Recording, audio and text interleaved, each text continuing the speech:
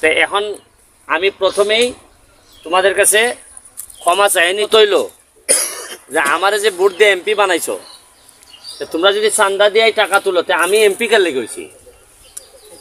আমার কাম কি খালি ঢাকা পড়িয়া থাকুন আর বড় বড় খালি কোন যে আরে নৌকায় দিও ভোট বা বঙ্গবন্ধু সৈনিক, আমি আর কাজের সময় আমি নাই। আমি যে কইতাম যে মজা মারে ফজা পাই আর আমরা খালি বৈঠা পাই। সম্মানিত বিয়াস, আসসালামু আলাইকুম। দেশ এবং প্রবাসে, দূরে এবং কাছে, যে যেখান থেকে আমার এই ভিডিওটির সাথে সংযুক্ত হয়েছেন সকলকেই আন্তরিক শুভেচ্ছা ও অভিনন্দন। সুপ্রিয় দর্শক শ্রোতা, স্ক্রিনে ছোট্ট একটি ভিডিও ক্লিপের অংশ দেখেছেন ব্যারিস্টার সুমন ভাই। এখানে অনেক লোকজন নিয়ে কথাবার্তা বলতেছে।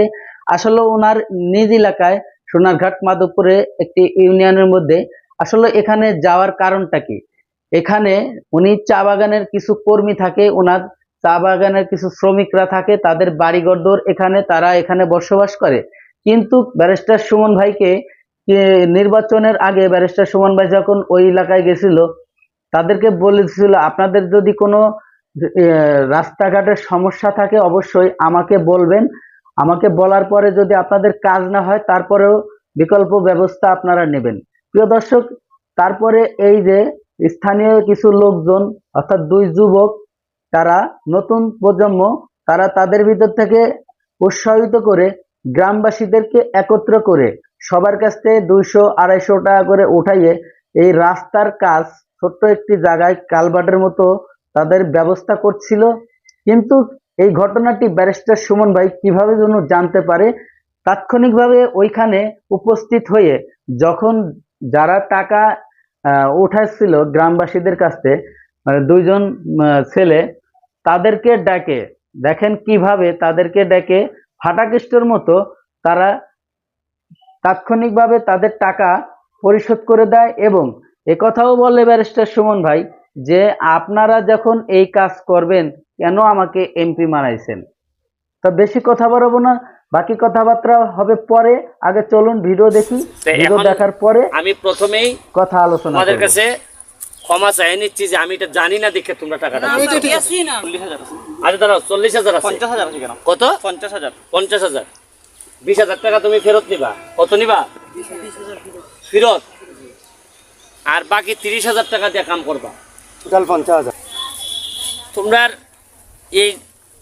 এইটা হচ্ছে গিয়ে পাটটা তোমরা ঠিক করতে গিয়ে কয় টাকা করে চান্দা তুলছো? 250 টাকা তুলছি আমরা, 4 জন তুলছি। এই যে আমি আর সবার কাছ থেকে 250 করে নেছো। মাছ কমা ফেলাই মাছটা আমরা কই খাওয়া নিয়ে আসা। হ্যাঁ, এর জন্য এটা মিলাই দিলাই 250 টাকা করে মাথার করতে। তা আমার কত হইলো? তা আমার কত হইলো যে আমারে যে ভোট দিয়ে এমপি বানাইছো, তোমরা যদি চান্দা দিয়ে টাকা তুলো তে আমি এমপি কার লেগে হয়েছি। আমার কাম কি খালি ঢাকা পড়িয়া থাকুন আর বড় বড় খালি কোন যে আরে নৌকায় দিও ভোট বা বঙ্গবন্ধু সৈনিক, আমি আর কাজের সময় আমি নাই। আমি যে কইতাম যে মজা মারে ফজা পাই আর আমরা খালি বৈঠা পাই। তাহলে একটা কথা কই, বলো। আপনার সুমন আছে না? হ্যাঁ, এটা সব রাজনীতির নেতা হলে আমি তাই গেছিলাম। আমি দাঁড়া তো স্ট্যান্ড পাতা দেয় না পুরো ফান্ডে। কোন সময়? কোন সময়? এই নাকি হ্যাঁ, লম্বা সময়। তোমরা দেখা যায় যে 250 করে, দেখা যায় 45,000 টাকা এরকমের কাজ করা উচিত। উঠছে নি? কত উঠছে? ঠিক আছে, আমরা তুলছি প্রায় 7,000। রাখো না একটা। এই দাম 20,000 টাকা, 20,000 টাকা মানে 20,000 টাকা তুলছো। তার জন্য কাজটা ধরানো। কাজটা ধরা হয়েছে।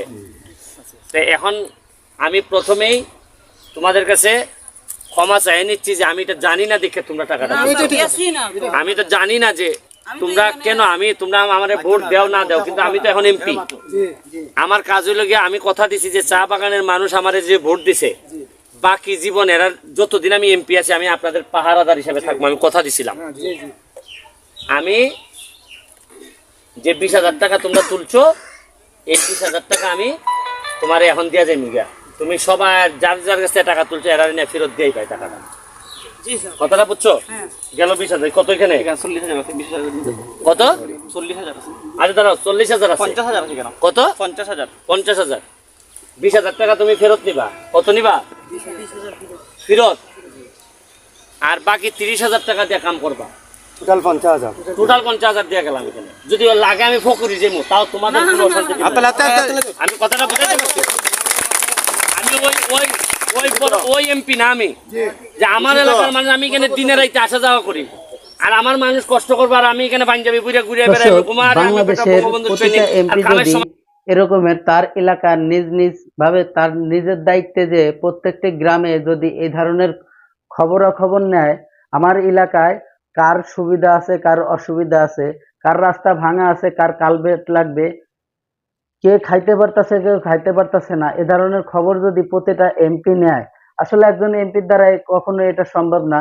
তার যখন কিছু তথ্য সংগ্রহকারী আছে তাদের নিজ এলাকায়, প্রত্যেকটি এলাকায় একজন তথ্য সহকারী দিয়ে তাদেরকে খবর নিয়ে যদি এ ধরনের কাজগুলো করে, উন্নয়নমূলক কাজ, তাহলে ওই এলাকার কোনো অভাব দরিদ্রতা লোকজন থাকবে না। দেখুন কি করে। তোমরা এক সাইড তুলে তুলছো, তুমি এসো সামনে। 1 2 3 4 5 জন তোমরা টাকা তুলছিলে না?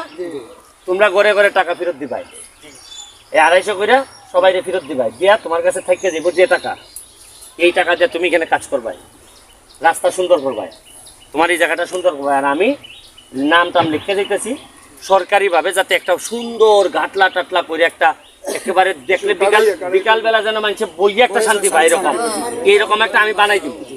আমি একবার বুঝলাম না, তোমরা আমার মনে নাই মনে হয় যে এইবারই খালি ভোট চাইয়া গেলাম, আর আগামীবার যদি আবার নির্বাচন করি আমি ভোট চাইতাম না, তোমরা খুশি আমার বাসায় না ভোট যাইবা, বলছিলাম না, মনে আছে? এখানে 50,000 দিয়ে গেল গণ গণ্যা, দেখো কত আছে, এক দৌড়িয়া কোনো আবার কোনটা কম দিয়া কইব যে চা বাগানের লোক লেগে গেছে টাকা। পাঠাও না ভিতর নম্বর মেম্বার এদিকে, ও দিদি আসেন, কই মেম্বার নি কই? কই মেম্বার নি আইছে নি?